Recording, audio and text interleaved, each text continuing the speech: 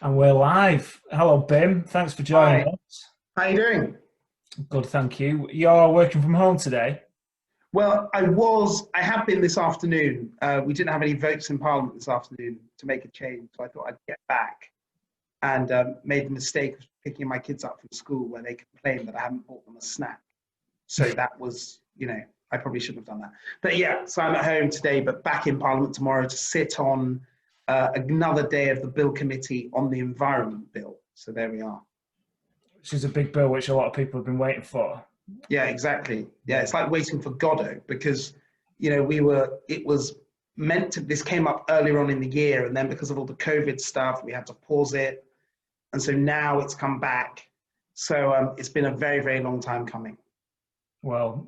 Let's hope it makes its way through the House soon enough. Yeah.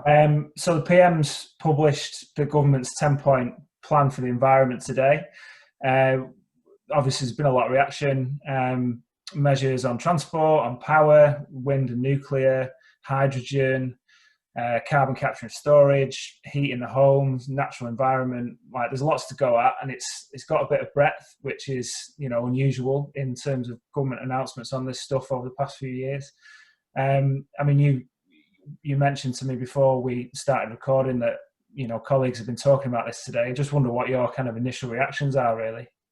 Yeah, I mean, look, the first thing to say is that everybody welcomes it for good reason because it's ambitious, it's comprehensive. I mean, quite often when the prime minister will do a speech or give an outline, and I don't just talk about this prime minister, any prime minister, it's sort of high on rhetoric and sort of details for later on, or low on detail. This time, I was just reading this before we got on. It's 38 pages of exactly what this environmental plan is, and the government's done that, I think, and I'm speaking to people in Parliament this morning and yet last night, to show, to some level, it's to show the depth of commitment, to show people that they're serious. This isn't just a speech, this is a speech that is displaying some sort of underlying strong commitment. So that's the first thing. And the second thing is to give a framework to work with for government departments, not just for BEIS, but for the Treasury and others, to really work towards. Because if you say, look, it's in the plan, so we're working to that, that has a real benefit. So yeah, pretty comprehensive actually, more comprehensive, dare I say it, than I was expecting when I heard about the speech sort of a week ago. It was sort of pretty full. And it's the kind of thing that your colleagues on the Conservative benches have welcomed as well. Yeah, I mean, everybody's been talking about it today in Parliament. It's been the number one issue. It has got a huge amount of traction amongst colleagues. And what surprised me were the colleagues that I've never heard talk about the environment before, but recognize it not just to be inevitable, but also as something that can bring jobs to their areas.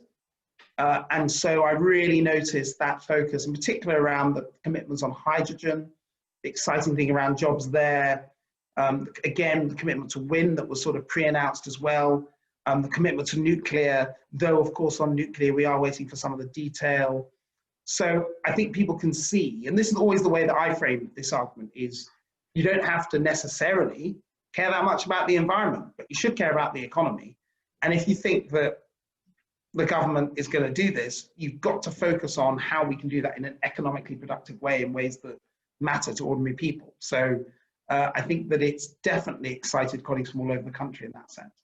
Yeah, that's been an interesting take actually, how it has united. I think people who are interested in the energy industry and the energy economy, and what an economic recovery looks like, and people who have got that kind of environmental mission, been welcomed kind of across both of those constituencies. I mean, obviously, Prasa's got a lot of members inside of Parliament. It's got a lot of supporters outside of Parliament, and they've widely welcomed it as well. It has been pretty broadly welcomed. I think if any of them have been asking questions about like where the gaps are, or perhaps looking for a little bit more detail. You mentioned 38 pages, but a lot of this stuff hopefully is going to trigger some of the big policy announcements and documents we've been waiting for from government for a while, be it the energy white paper or the net zero strategy, the transport decarbonisation plan, heat and building strategy. Like, it's a long list. It's like nearly 30 different areas of policy. And, I think there's a lot of questions about when that detail is going to come forward. And I don't know if you've heard anything about when that's going to happen, but perhaps this plan plus the spending review next week might trigger some of that. But, thinking about the finances, a lot of this stuff is going to require an injection of some, big cash up front. And the Chancellor's got a challenge because, he's currently overseeing the biggest injection of public funding into the economy, certainly in my lifetime, in response to COVID. And, you wonder whether this has got an end point and, really all of that investment, whether it is likely to be forthcoming right now. And, people are worried about this, activists are worried about it, industry's worried about it. And, I know you don't have a crystal ball, but you do, have access to people making. Yeah, I mean, so basically you've got a couple of things here, right? First of all, you've got the government and the Prime Minister putting full squares ambition behind all of these plans and the net zero target, and doing it in a way that is impossible for you to row back and say, well, you weren't really that interested in it. It was an idea, right? Like, this is a huge government speech and a huge government commitment. But on the other side, you've got a Treasury that is rightly and understandably starting to get incredibly worried about the amount of money that's going out the door. And there are things that can be done through regulations. There are things that can be done with crowding in private capital, but there's stuff that just needs public financing. I mean, there is no way of building, for example, Sizewell C that doesn't require significant amounts of public financing in some way, whether that be through taking equity, whether it be through strike price, whether it be, the government is going to have to invest in that in some shape or form. Yeah. And that's just one example. We're talking about insulating homes, retrofitting homes. For people who are well off, you can see a path whereby they pay for it themselves, maybe. But how are you going to do that for people on 15, 20K a year? It's just not feasible. So the government, somebody is going to have to pay for that. And I don't see private industry necessarily doing it, or at least not doing all of it. So the government's going to have to put up the money for that. So these are a very, very tough set of choices. My personal instinct tells me that the spending review will be relatively dull. The Chancellor binned the idea of doing a 3-year, multi-year settlement across the board. What he's done is he said, look, things are too uncertain at the moment. I'm going to do 1 year and then work it out next year. I happen to think that's pretty smart and sensible, because I think we're getting to the point near where the vaccine's almost there and we can start rolling it out, and mass testing is almost there, but still the public finances and the economy is still very volatile and unpredictable. So I think he's right to do that.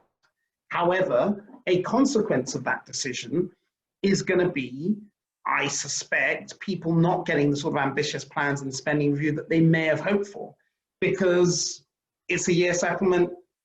So I think there's going to be a tricky time. I'd urge people to sort of hold their nerve on it, not to panic if the spending review does not commit everything in relation to all the different areas that we know need money. The intention is there, the outline is there. The government, the Prime Minister has absolutely made his commitments so clear on it that the whole government machine is going to be reoriented in this fashion, or oriented in this fashion. So I'm hopeful it will happen. And it's up to people like me, and not just me, but so many other of my colleagues, to make sure that we push it along as fast as possible.